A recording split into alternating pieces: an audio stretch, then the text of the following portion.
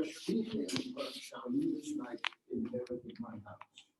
Hear all see, and like her most whose merit most shall be, which on more view of many, mine being one, may stand in number to book it correctly none.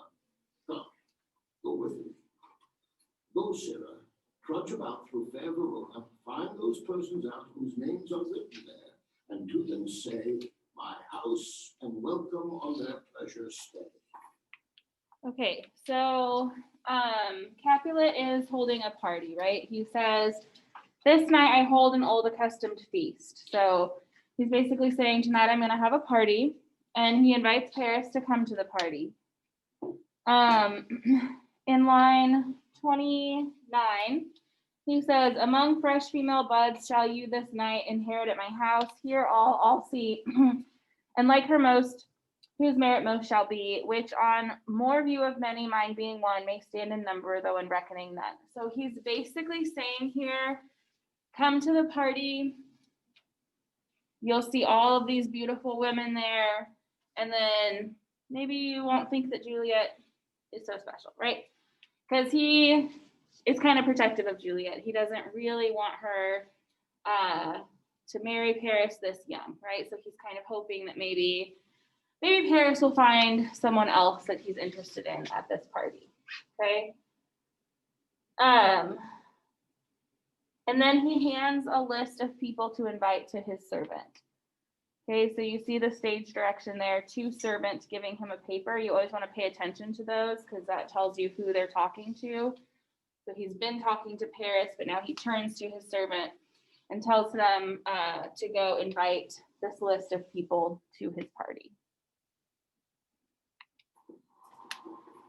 Find them out whose names are written here. It is written that the shoemaker should meddle with his yard, and the tailor with his last, the fisher with his pencil, and the painter with his nets. But I am set to find those persons whose names are here writ, and can never find what names the writing person hath here writ. I must to the learned. A good time. Okay, so the servant has an issue. He's been given this list of names to go invite these people. But what's the problem? He can't read, okay?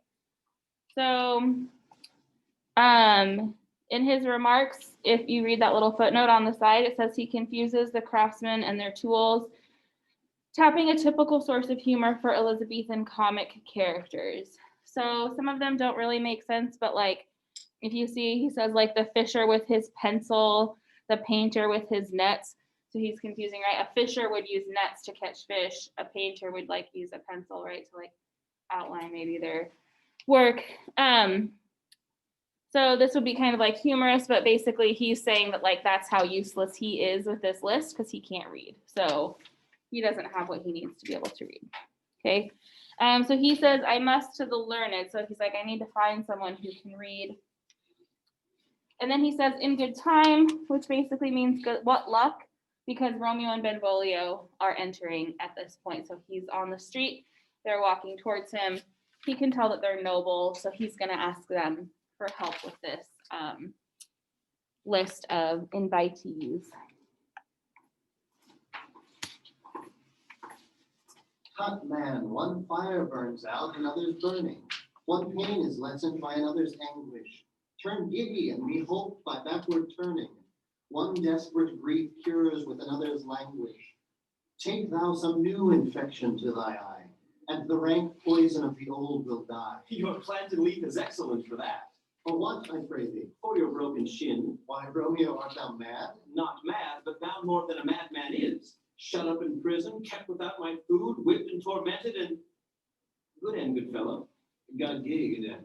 I pray, sir, can you read? Aye, mine own fortune in my misery. Perhaps you have learned it without book, but I pray. Can you read anything you see? Aye, if I know the letters and the language. Ye say honestly, rest you merry. Stay, fellow, I can read.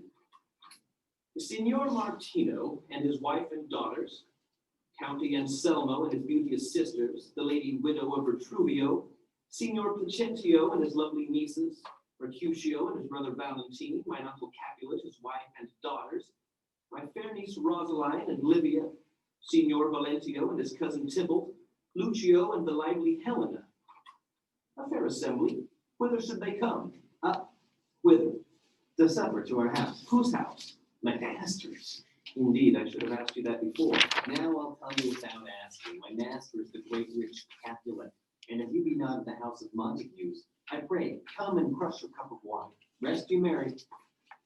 Okay, so the servant, well, first of all, Benvolio and Romeo are still on this topic of like this girl, right? And Benvolio is still saying like, just find someone else, look at someone else, right? You know, get somebody new.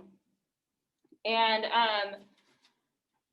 then they interact with the servant. This is another sort of humorous scene that audiences would have appreciated at that time. Just Romeo kind of, I don't know, he's just kind of like messing with the servant, like not really just coming out and saying like, yes, I can read, right? He's kind of messing with him.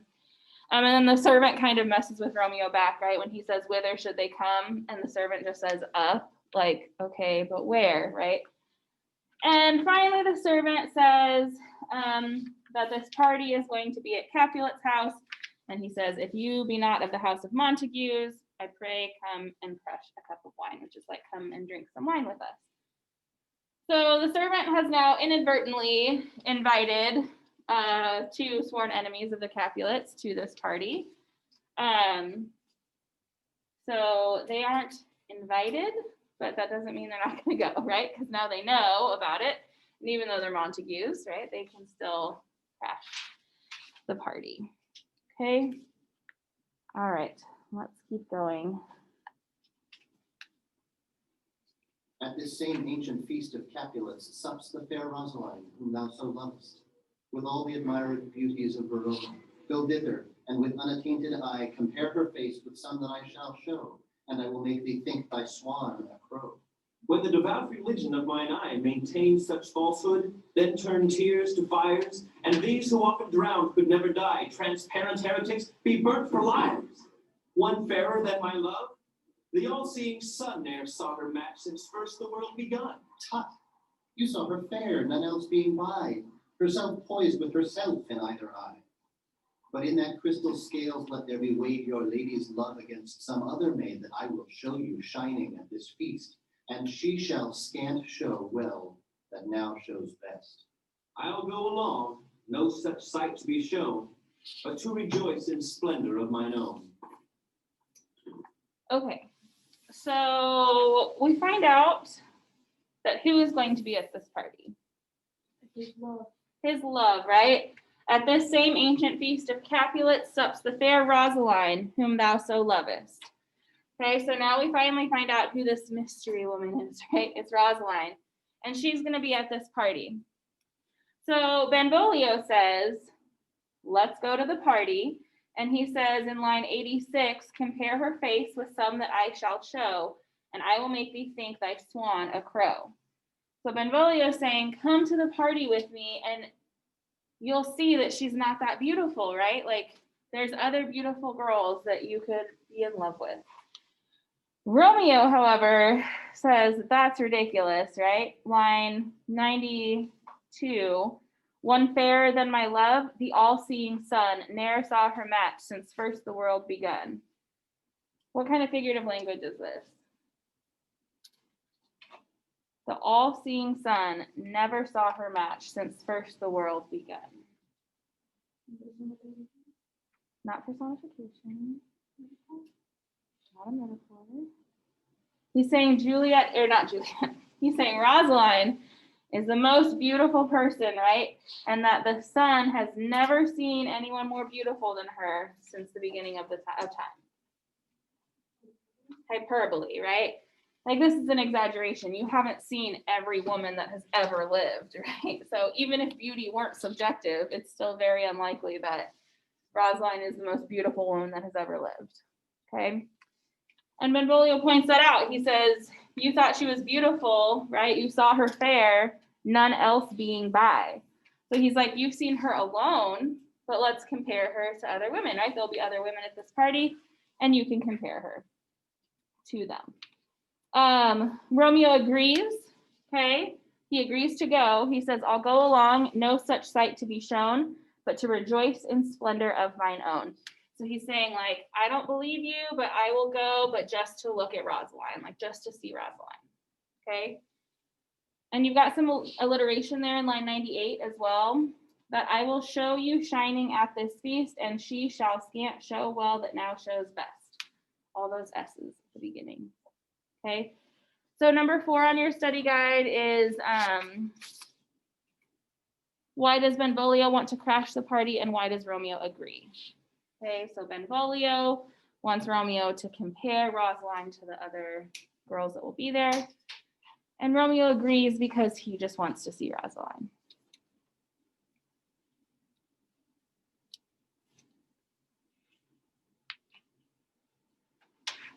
Okay, so let's write a quick summary of scene 2. What is the first important thing that we would want to include?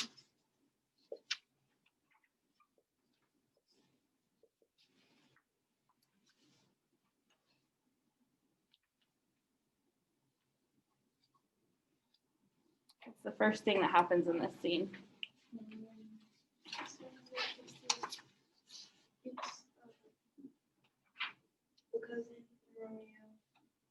To read the list. Yeah, that happens a little bit later. That's the first thing we read today, but yeah.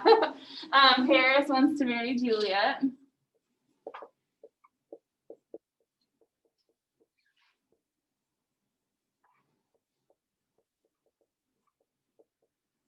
And we know that then Capulet says to wait and woo her, right?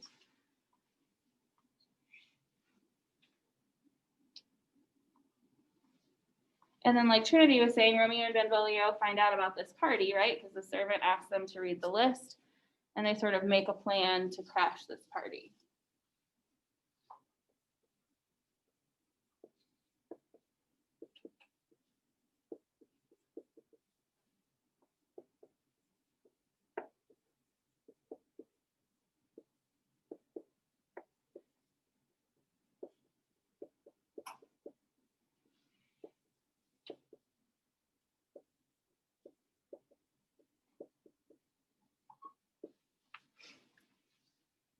Okay.